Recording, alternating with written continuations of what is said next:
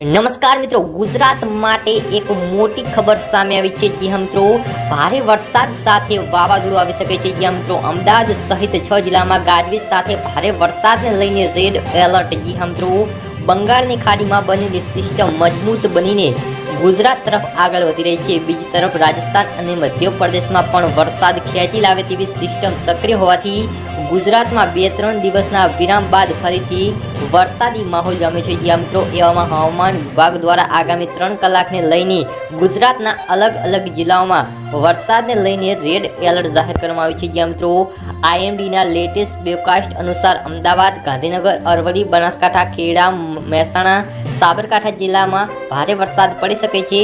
આ દરમિયાન 41 થી 61 કિલોમીટરની ઝડપે પવન પણ ફૂંકાઈ શકે છે। જ્યાં મિત્રો, જ્યારે અમરેલી, આણંદ, ભરૂચ, ભાવનગર, બોટાદ, છોટેઉદેપુર, દાહોદ, ગીર સોમનાથ, જુનાગઢ, મહીસાગર, નર્મદા, નવસારી, પંચમહાલ, પાટણ, સુરત, સુરેન્દ્રનગર, ડાંગ, વલસાડ અને વડોદરા જિલ્લામાં આગામી 3 કલાકમાં વરસાદ પડી શકે છે। તેને લઈને ઓરેન્જ એલર્ટ જાહેર કરવામાં આવ્યું છે। જ્યાં મિત્રો, હવામાનને લઈને એક મોટી અપડેટ સામે આવી છે અને આવા જ હવામાન અપડેટ જાણવા માટે આપણી યુટ્યુબ ચેનલને સબસ્ક્રાઈબ કરી દેજો। જી હા મિત્રો, ધન્યવાદ।